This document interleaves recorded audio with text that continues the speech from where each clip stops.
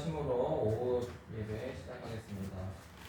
하나님 감사합니다. 우리가 교회적 존재임을 깨닫게 하시고 우리 가운데 성령님을 보내어 주셔서 한 몸으로 살아갈 수 있게 하심에 감사합니다.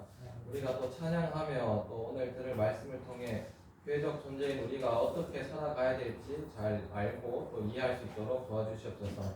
예수님의 이름으로 기도드립니다. 네, 처음 찬양 찬송가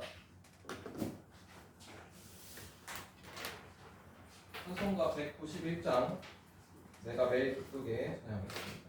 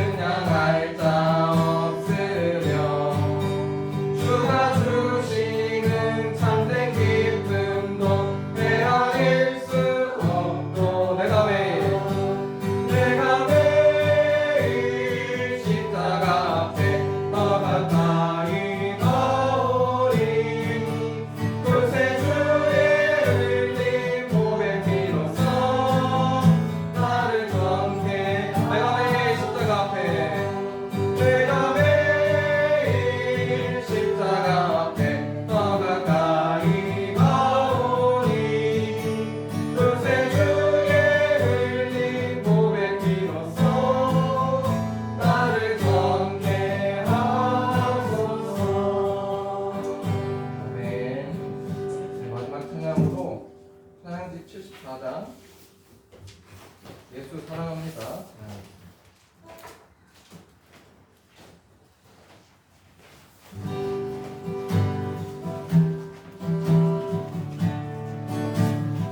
예수 사랑합니다.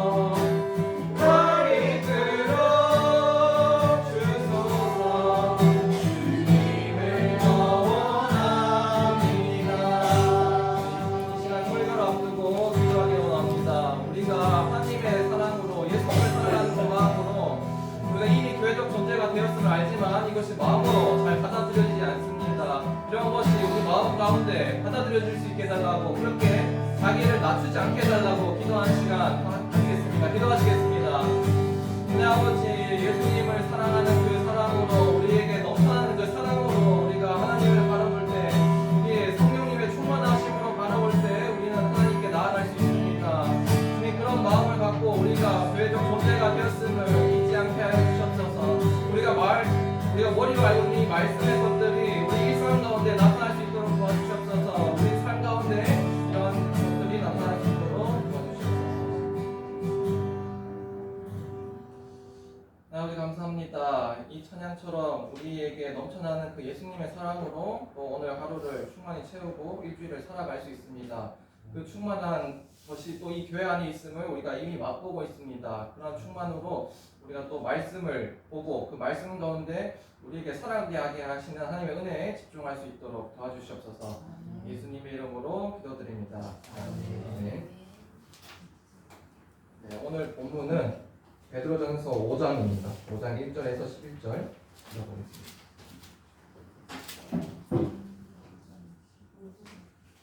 베드로전서 5장 1절에서 11절.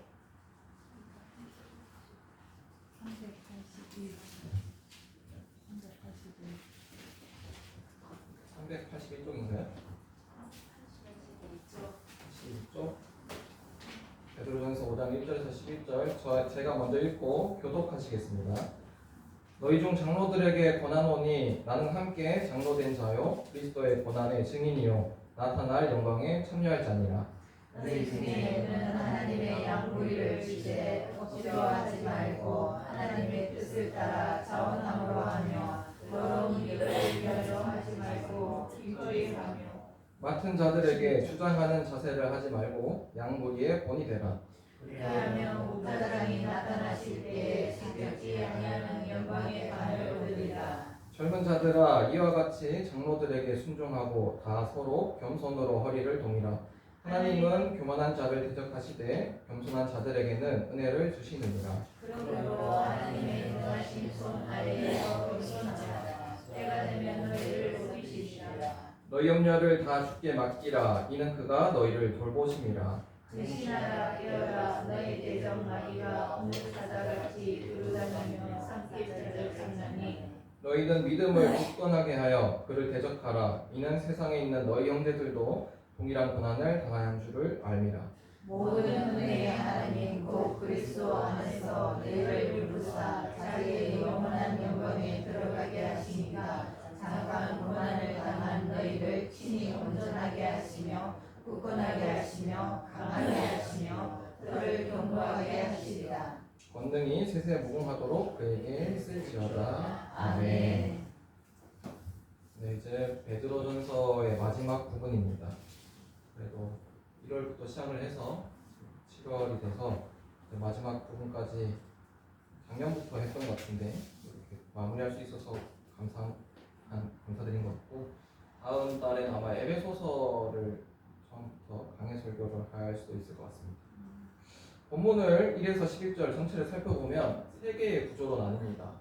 1에서 4절까지가 장로들에게 하는 권면입니다. 그리고 5에서 7절까지가 젊은이들에게 하는 권면이고, 8절에서 11절까지가 이 권면을 하는 이유와 근거를 뒤에 설명을 합니다. 그래서 먼저 그리고 전체적으로 5장이 얘기하고 있는 것은 겸손할 것을 얘기합니다. 그래서 우리가 알고 있는 겸손과 성경에서 얘기하는 겸손이 조금 다를 수 있는데, 성경에서 얘기하는 겸손을 잘 보시고 그런 겸손대로 살아가시는 여러분들이 되시길 바랍니다. 먼저 장로들에게 했던 권면을 살펴보겠습니다. 1절 첫 부분에 너희 중 장로들에게 라고 시작을 합니다. 그래서 1에서 4절까지가 장로들에게 하는 권면이라고 해서 이것이 우리 성도들과 관련이 없다 이렇게 생각될 수 있습니다. 하지만 베드로가 1절에서 장로들 앞에 너희 중이라는 표현을 썼다는 것은 너희 가운데 있는 장로들에게 편지한다 라는 의미를 갖고 있습니다. 이것은 교회에 속한 장로가 어떤 직분으로서 어떻게 다스리는지 교회가 전체가 알아야 된다는 의미를 갖고 있고, 오늘날로 보았을 때 우리 교회 가운데 계시는 장로직을 담당하고 계시는 목사님이라는 직분이 어떤 직분인지 모든 성도가 알아야 된다. 그래서 그것을 한번 교회적인 시선에서 살펴보길 원합니다. 알아보기 앞서서 베드로는 1절 후반절에 자신을 자세하게 먼저 설명을 합니다. 이것은 자신이 하고 있던 권면을 좀 더 강조하는 표현일 텐데, 바울이 했던 표현과도 뭔가 비슷한 점이 있는 것 같습니다. 바울은 보통 자신이 예수 그리스도의 종이다, 하나님의 사도다 하면서 앞으로 나올 이 권면을 더 강조하는 것으로 자기를 소개를 했습니다. 그런데 여기서 조금 다른 점은 베드로는 바울과 같이 어떤 권위와 사도됨, 어떤 이런 것을 강조하기보다는 전체적인 5장의 맥락이 겸손이라는 측면과 비슷하게 함께 장로된 자다, 그리고 나타날 영광에 참여할 자다 라고 하면서 스스로가 먼저 겸손하게 동등한 위치에서 장로들에게 권면하는 의도를 좀 볼 수 있습니다. 또 이것은 5장이 계속해서 겸손에 대해서 말하고 있고, 3절에서 보면 장로가 본을 보이라는 권면이 있기 때문에 베드로 먼저 겸손함을 본으로 보이면서 이렇게 자기소개를 하면서도 동시에 자기는 그리스도의 고난의 목격자다, 증인이다라는 구별을 같이 사용하면서 시작을 하고 있습니다. 그렇다면 베드로가 교회 지도자들에게 원했던 이 겸손의 형태가 어떤 것인지 살펴보겠습니다.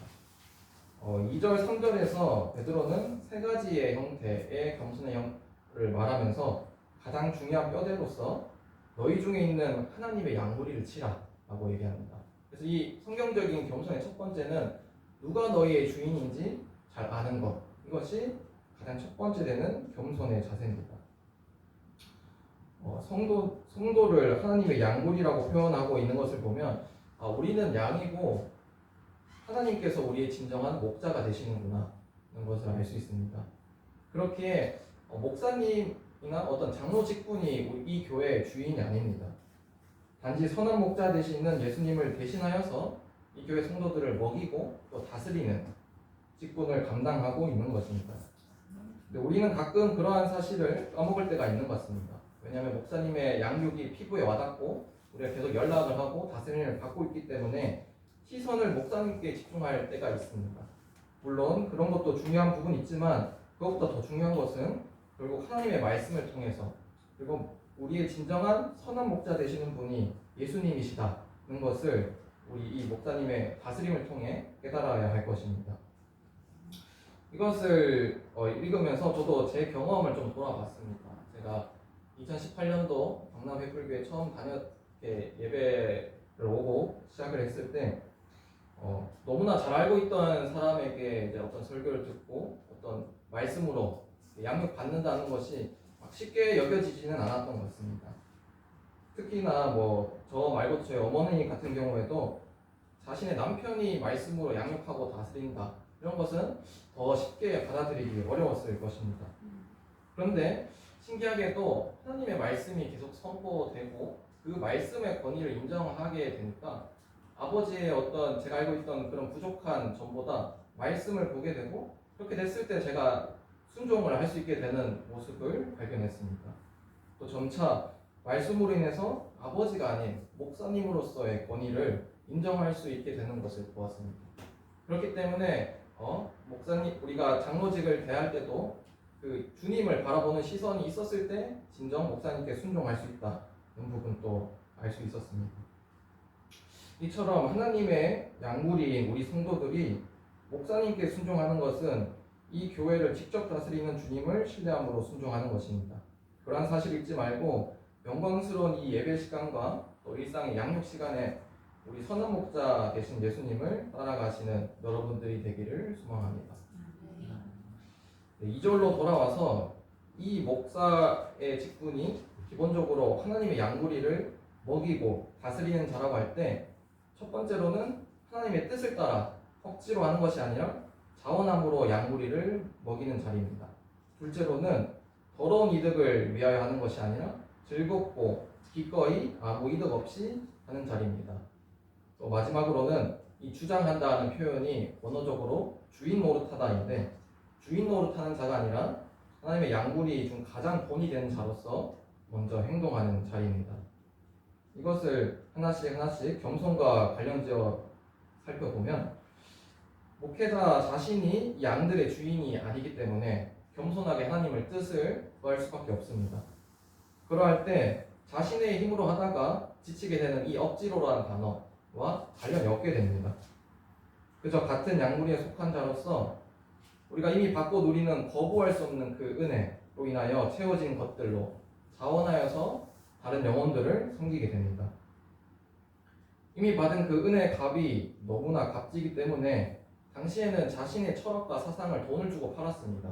그래서 이 얘기를 듣고 돈을 내놔라. 그것과 구별하기 위하여 바울은 일부러 텐트를 팔아서 자신의 돈으로 사역을 했는데 그것과는 다르게 어떤 금전적인 이득을 원하지 않는 겸손히 다스릴 수 있는 직분이 이 장로 직분인 것입니다.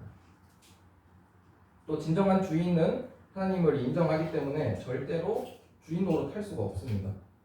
먼저 하나님의 말씀을 먹고 그 먹은 말씀으로 스스로의 삶을 다스리는 그 본을 보여주었을 때 먹이고 다스리는 것을 자신에게 먼저 실천함으로 본을 보이는 것, 그것이 목회의 직분인 것입니다. 4절처럼 목자 중에 가장 탁월하신 목자인 목자장 예수님께서 나타나시는 그 마지막 날에 시들지 않고 영원토록 빛나는 그 영광만을 구하는 자들인 것입니다. 이것을 우리 이목회풀 교회도 잘 알아서 장로의 직분을 감당하기 위해 준비하고 있는 저와 또 목사님을 위해서 기도해 주시길 바랍니다. 또한 우리 교회에 세워지는 직분자들의 가장 기본적인 속성이 이러한 누가 주인인지 아는 그 겸손, 이 기본이 되어야 될 것을 알고 우리 성도분들도 말씀을 날로 먹고 자라가기를 소망합니다. 이렇게 1에서 4절을 통해서 겸손의 특징 중에 하나인 누가 주인인지 아는 것을 얘기했다면 5절에서 7절은 그 젊은이들에 대해서 구면하는데 그때에서 장로라는 단어와 늙은이는 같은 표현이었습니다. 그렇기 때문에 이것을 젊은 성도로 볼 수도 있지만 일반 성도로도 이해할 수 있습니다. 그래서 5에서 7절을 통해서 나타나는 겸손을 살펴보면 겸손함으로 장로에게 순종하고 서로 겸손하게 대할 것을 말하고 있습니다. 특히 5절의 후반절을 보면 그 이유가 하나님은 교만한 자를 대적하시고 겸손한 자들에게 은혜를 주신다고 얘기합니다. 그래서 여기서 잠시 어떤 겸손에 대해서 다시 생각해 보길 원하는데 여러분들이 생각하는 겸손은 어떤 것입니까? 왜 하나님은 겸손한 자에게 은혜를 주시고 겸손하지 않은 교만한 자를 대적하실까요? 그래서 우리가 보통 겸손을 생각해 볼 때 어떤 인간과의 관계에서 뭔가 겸손하게 태도를 취하는 것, 뭔가 겸허하게 아무것도 아니지요 이런 표현을 하는 거를 겸손으로 생각할 때가 많은 것 같습니다. 근데 성경에서는 겸손의 개념이 전혀 그렇지 않습니다. 겸손할 때 하나님께서 은혜를 주시고 겸손하지 않을 때 대적하신다. 즉 겸손은 인간과의 문제가 아니라 하나님과의 문제인 것입니다. 하나님께 어떻게 대하는지에 대한 태도일 수도 있습니다. 이것은 6절을 볼 때 더욱 분명하게 드러납니다. 하나님의 능하신 손, 이렇게 능력이 많으신 하나님의 손에 모든 것을 맡기는 것, 그것이 바로 겸손입니다. 우리가 할 수 없음을 인정하고 우리의 힘으로 어떤 작은 죄도 이기지 못함을 인정할 때, 그리고 낮은 자세로 하나님께 나아갈 때, 또 도움을 구할 때, 그것이 성경에서 말하고자 하는 겸손입니다. 저도 연구하면서 놀랐던 것이 6절과 7절이 사실 원어상으로 한 문장입니다. 그래서 이것을 이어서 보면 베드로는 너희가 염려하고 걱정하는 것을 대단히 교만한 것이라 말하고 있습니다. 왜냐하면 하나님께서 양무리의 주인이시고 친히 선한 목자 되신 예수님을 보내주셨고 또 이 교회에게 보이는 장로를 통해 직접 성도를 다스리고 있는데 마치 자기가 주인인 것처럼 모든 걱정을 붙잡고 있다면 그것은 겸손한 것이 아니라 대단히 교만한 것입니다. 이것은 5절에서 표현하는 것처럼 하나님이 대적하시는 죄인의 대표적인 모습인 것입니다. 그러니 성경적으로 겸손하다는 것은 모든 염려를 다 주께 맡기고 하나님께서 돌보심을 신뢰하는 것, 그것이 성경에서 말하는 겸손입니다. 잠시 이러한 겸손을 생각해보고 다음 구절로 넘어갔으면 좋겠습니다. 혹시 여러분 굉장히 교만하게 하나님을 대하고 계시진 않으셨습니까? 마치 이 세상을 살아가면서 걱정과 염려하는 것이 어쩔 수 없다고 생각하게 하는 이 세상의 목소리에 너무 귀를 기울이고 계시진 않으셨습니까? 우리가 이미 구원받았지만 아직 완전히 구원받지 않아 염려할 수밖에 없습니다. 그러나 그 염려가 하나님께 대적하는 크나큰 죄이고 하나님이 돌보시는 그 주권을 무시하는 행위임을 깨닫기 바랍니다. 그럼 우리가 다시 겸손하게 낮아진 자세로 하나님께 나아갈 수 있기를 소망합니다. 1에서 4절까지 장로들에게 겸손할 것을 얘기하며 누가 우리의 주인인지 아는 것, 그것이 겸손이라고 했고 5에서 7절 성도에게 얘기하면서 염려하지 않고 모든 주권을 주님께 맡기는 것, 그것이 겸손이라고 했을 때 8에서 11절까지는 그렇다면 왜 우리가 더욱더 겸손해야 되는지 또 어떻게 하면 우리가 겸손할 수 있는지 그것들을 설명합니다. 8에서 9절을 다 같이 읽어보겠습니다. 시작. 근신하라 깨어라 너희 대적 마귀가 우는 사자같이 두루 다니며 삼킬 자를 찾나니 너희는 믿음을 굳건하게 하여 그를 대적하라. 이는 세상에 있는 너희 형제들도 동일한 고난을 당하는 줄을 알미라. 아멘. 베드로는 굳이 우는 사자같이 두루 다닌다는 표현을 사용하고 있습니다. 이것은 마귀가 하나님의 백성을 두려움에 사로잡히게 하여서 두려움에 사로잡히는 것을 원하고 있다는 것입니다. 그래서 걱정과 염려로 교만하게 하나님을 대하게 하기를 원하고 있다는 것입니다. 우는 사자의 목소리를 계속 울려 퍼지게 함으로써 공포심을 조장하고 더욱더 자신의 문제를 자신이 해결해야 된다고 생각하게 만들고 있습니다. 그래야 결국은 믿음에서 떠나게 하는, 그것이 사자에게 삼키는 상태로까지 이끌려고 마귀들이 대단히 노력하고 있는 것입니다. 우리에게 이런 사자의 우는 소리는 어떤 것일까요? 우리에게 계속해서 공포심을 조장해서 교만하게 하나님을 대하게 하고 우리가 이 문제를 자신이 해결해야겠다고 생각하는 것을 하게 만드는 것들은 무엇일까요? 세상에서의 목소리만 그러는 것이 아니라 혹시 우리 교회 안에서도 그런 공포심을 조장하고 있지는 않은가요? 이런 우리의 염려를 키우는 생각들이 처음에는 분명 우리에게 도움이 될 거라 생각됩니다. 미래를 준비하기 위해, 대처하기 위해. 그런데 자세히 살펴보면 그것은 우리의 해결에 도움을 주지 않고 더 많은 선택지와 그 하나의 해결책을 할 수밖에 없는데 그것에 집중하지 못하게 만들게 하기도 합니다. 또한 그런 것들을 그렇기 때문에 그렇게 생각하게 만드는 것들에서 한 발자국 떨어져서 그 생각의 실체는 무엇이고 누구에서 이 공포시즘이 조장된 것인지 잘 살펴보시면서 다스릴 수 있기를 원합니다. 이러한 마귀들의 역사가 성도를 더 교만하게 만들기 때문에 우리는 특히 정신을 차리고 깨어 있어야 합니다. 9절에서처럼 믿음을 더욱 굳건하게 하여 그들을 대적해야 합니다.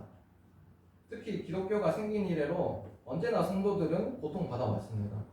항상 힘들어 왔다는 것을 기억하며 거기서 위로를 얻으라 라고 베드로는 얘기하고 있습니다. 그리고 저는 여기서 더 나아가서 사실 주님의 몸된 교회는 교회가 시작된 이후로 한 번도 위기였던 적이 없다는 것으로 더 큰 위로를 얻어야 할 것입니다. 특히 10절에서 11절까지를 통해 우리가 겸손할 수 있는 이유를 설명합니다. 그것은 오직 하나님의 은혜 때문입니다. 우리가 성경적인 겸손은 오직 하나님의 은혜로 가능하다. 이것이 세 번째 겸손의 특징입니다. 우리가 정신을 차리는 것보다 더 근본적으로 겸손할 수 있는 이유는 오직 하나님께서 모든 은혜를 우리에게 이미 주셨기 때문입니다. 그리스도께서 우리를 친히 불러주셔서 길어봤자 100년이라는 시간밖에 살지는 못하는 인간에게 자신의 영원한 영광에 참여하도록 하신 은혜 때문에 우리는 저절로 겸손할 수밖에 없습니다. 더욱이 우리에게 너무나 크게 느껴졌던 주의 고통, 고난이 오히려 우리를 온전하게 하고 굳건하게 하고 강하게 하고 혀를 견고하게 하기 때문에 우리는 겸손할 수 있습니다. 그러한 능력을 가지신 하나님을 생각할 때 우리는 어떤 순간에도 겸손할 수 있고 베드로가 11절에 얘기했던 것처럼 그 권능이 능력이 하나님께서 언제나 영원 무궁하도록 우리를 다스리소서라고 찬양할 수 있게 될 것입니다. 말씀을 정리하기 원합니다. 4장에서의 전후 문맥을 파악해 봤을 때 저희가 3장, 4장에서 계속 고난 얘기를 했습니다. 고난을 이상히 여기지 말라. 고난을 자연스럽게 여겨라. 당연한 것을 여겨라. 라고 했는데 5장에서 겸손해라. 라는 내용이 전개됩니다. 왜 그러실 것일까요? 그것은 고난받는 그리스도인들이 너무 힘들고 지쳐서 또 미래에 대한 공포심에 사로잡혀서 자신의 문제를 자신이 해결하려고 많이 하였기 때문입니다. 그것은 그래서 베드로는 누가 너의 주인인지 아는 겸손을 찾고 염려를 한다는 교만한 태도를 버리고 오직 하나님 은혜로 겸손할 수 있음을 이 고난받는 베드로 당시의 초대 교회 사람들에게 전달하고자 했던 것입니다. 그러한 고난 속에서도 겸손할 수 있도록 이 모든 은혜를 그리스도를 통해 부어주셨음을 강조하기 위해서입니다. 더욱 굳건하게 하시고 강하게 하시고 털을 견고하게 하실 것을 또 선포하기 위해서 이 고난 다음에 이 겸손할 것을 얘기했던 것입니다. 또 한 주를 살아가실 이모 백불교회 성도 여러분, 우리의 일상 속에서 사람과의 관계에서의 겸손이 아니라 이 성경이 말하는 겸손한 태도를 갖고 살아가길 원합니다. 이것은 그 대상이 하나님께 하는 겸손일 것입니다. 물론 우리에게 분명 어려운 현실과 변하지 않는 지긋지긋한 상황들이 있을 것입니다. 그러나 그러한 가운데서도 여전히 일하고 계시고 다스리시고 하나님 말씀을 먹이시고 실제로 우리 이모백불교회를 교회로 부르셔서 예배하게 하시고 찬양하게 하시는 하나님의 은혜를 생각할 때, 또 선한 목자 되신 예수님을 생각할 때 우리는 염려하지 않고 겸손하게 삶을 살아갈 수 있을 것입니다. 그런 복음을 붙잡고 일주일 살아가는 여러분들이 되기를 소망합니다. 아멘.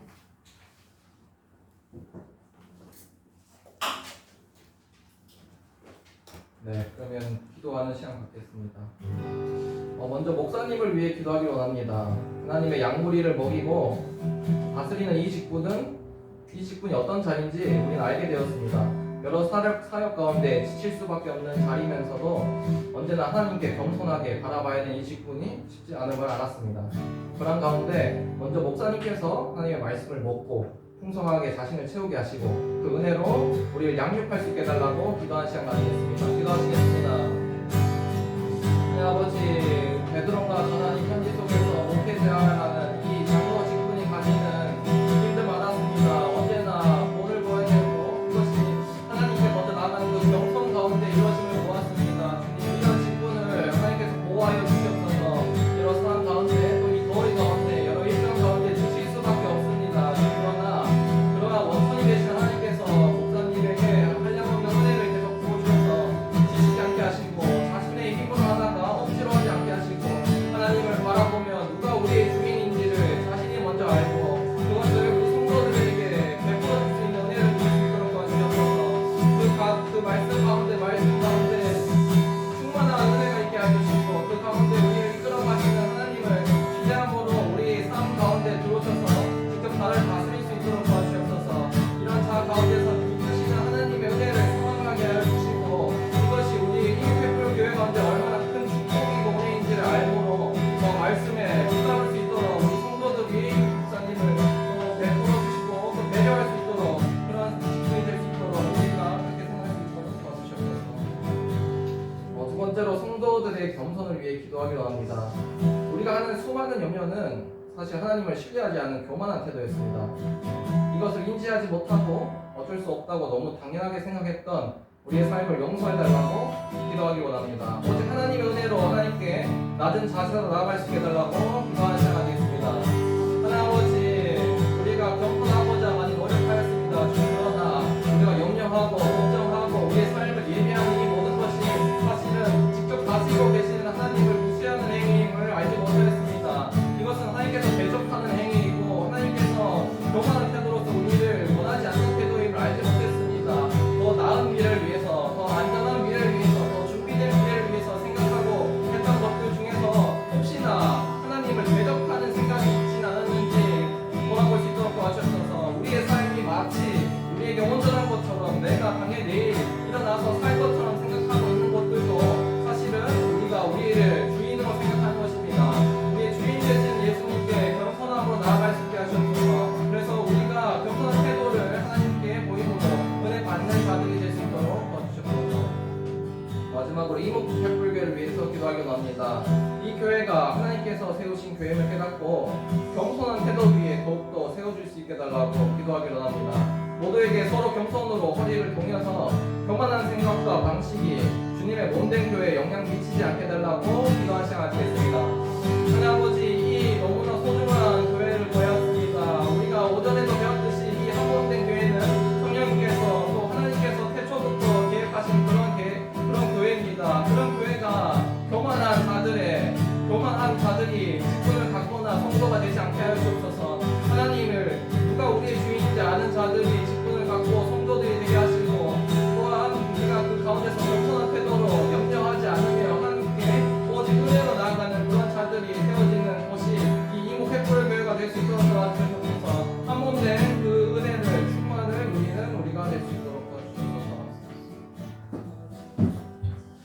하나님 아버지 감사합니다. 오늘도 좋은 말씀을 통해서 하나님의 그 간절한 기대와 소원을 따라 또 우리에게 말씀 선포가 있게 하시니 감사합니다.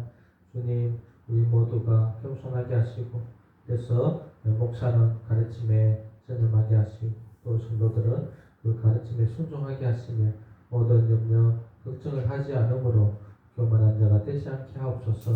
하나님의 주권을 인정하며 하나님의 전능하심을 믿는 가운데에 우리가 또 겸손함으로 하나님을 의지하며 살게 하여 주시고 내 힘으로 하고자 했던 모든 것들을 용서하여 주시며 악한 마귀의 참수와 그들의 공포, 그들의 그 주는 염려들 하나님 이것을 물리칠 수 있는 은혜 더하여 주옵소서. 감사하며 예수님 이름으로 기도드립니다. 아멘. 예, 바로 공동의회 시작하도록 하겠습니다. 5분 쉴까요? 네. 5분.